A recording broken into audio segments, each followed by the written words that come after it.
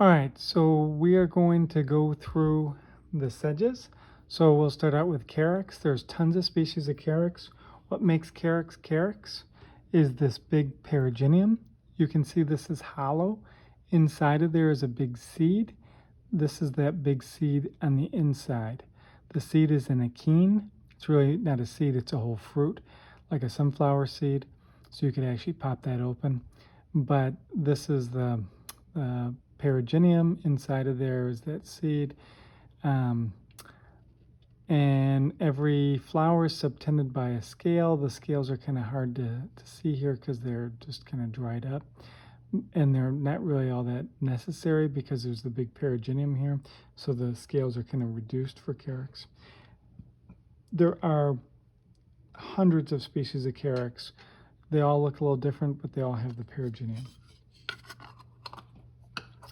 Okay, next is cladium. We're just going in order. So cladium is easy because each one of these spikelets, so here's the spikelet. There's 1, 2, 3, well, there's a bunch of spikelets here. And then in each one of these spikelets is one large achene. So I just kind of broken these up already. And you can see there's one large achene. Sorry.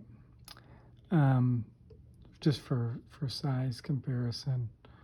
Come on, focus. You can see that achene, and it's basically the same size as the spikelet. That's pretty much all there is for cladium. One large achene per spikelet. Okay, the next one is Cypress. Cypress has flat spikelets. Okay, it's kind of hard to see in this, but these are flat. Another way of saying is they're two ranked, so they're coming out on this side and that side. They're not spiraling around like we saw in all the others. They're also terminal. Unfortunately, I can't zoom out with the scope. So I'll do these again with kind of zoomed out, but you can see each one of these long skinny things is the whole spikelet. Each one of these is the scales. You can actually see the stigmas, kind of the remnants of the stigmas sticking. That's the kind of hairy things are the stigmas, style stigmas left over. And you see that they're in two ranks, or they're flat. So they go one here, one there, one there. They don't spiral around. They're in one plane. That's Cypress. So flat terminal spikelets. This is also Cypress, just to show some of the variety. This shows much better how flat they are. So let me just focus real quick. See how flat they are, and see it's terminal. And again, they don't have to be totally flat. It's more that they're in two ranks. One's going out one way, and then, so they kind of come out on the one side, then on the other side, on one side, the other side. So that's the 1 or 2 ranked, which is unusual. Only Delirium and Cypress do that. And so Delirium is the next one.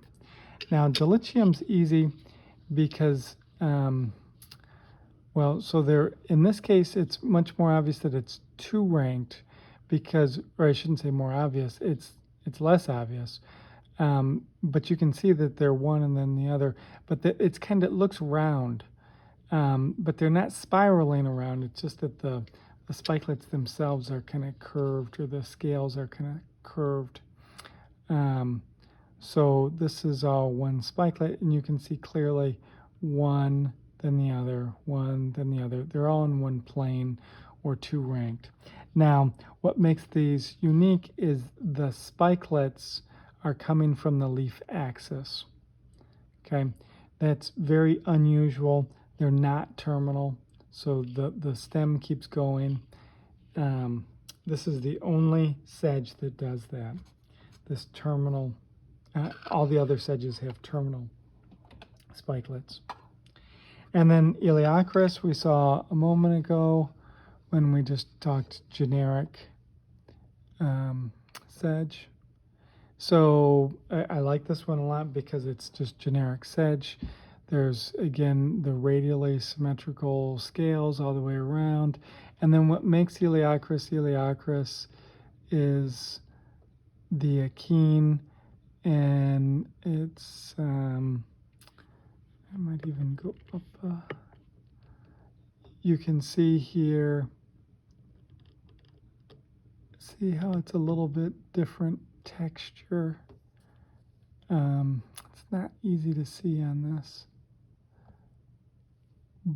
but I think I actually showed it better a minute ago.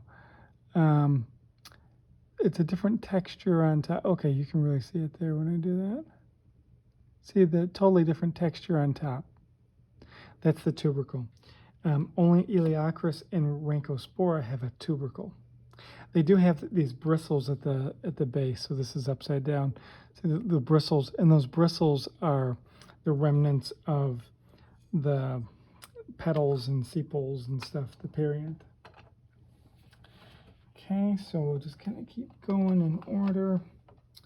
So we just did Iliocurus. So next, Eriophrym. Remember, Eriophrym was these big poofs that we saw at the bog. Let me go back, zoom back out. And again, it's hard for me to zoom out.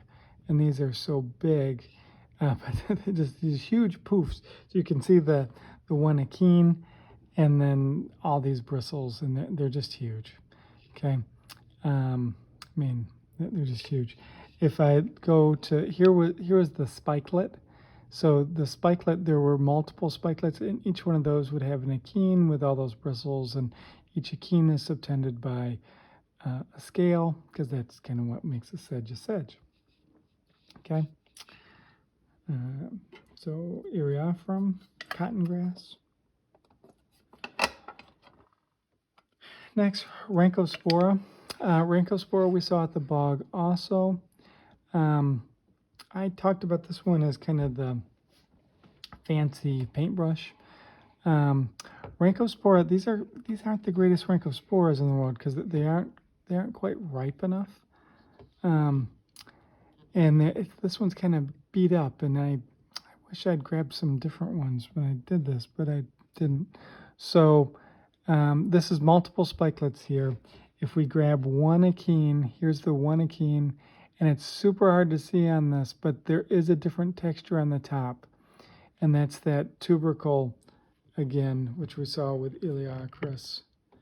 You can kind of see it on this. Oftentimes it's much more apparent. These aren't fully ripe. Renkospora has the tubercle, but they're not one terminal spikelet like the Iliocurus. Again, to me, they look kind of like the fancy paintbrush. They also can have only one to three large achenes per spikelet. So you could also theoretically, on paper, confuse it with cladium, because cladium had one large spikelet, but cladium looked totally different. It was much bigger, much bigger, obvious achene. All right, now these last ones are Scurpis. And Scurpis doesn't have good characteristics. Scurpis is kind of the sedge that's left over. But one of the good characteristics one of the characteristics for a Scurpis is tons of achenes. So see all those little seed-like things? So those are all achenes. This is one spikelet here. It's kind of being covered. And they blow up.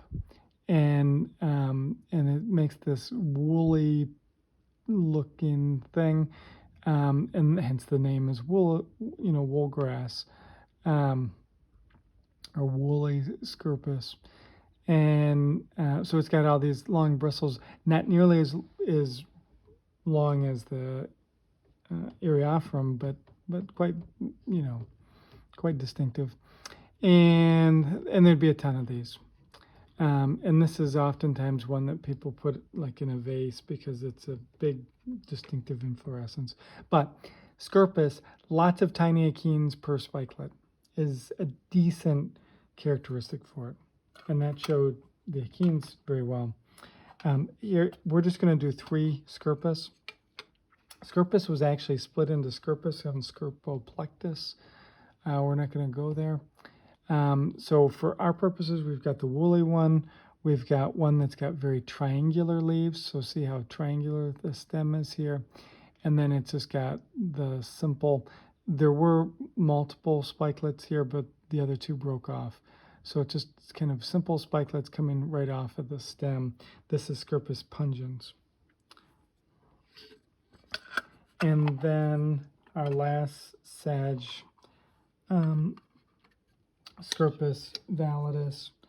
And Scurpis validus is easy because for us, we're just going to call it the one with the round stem. And then it would have these spikelets again, kind of hanging, kind of terminal. Most of these have fallen off, but for us, it's the round one. Okay.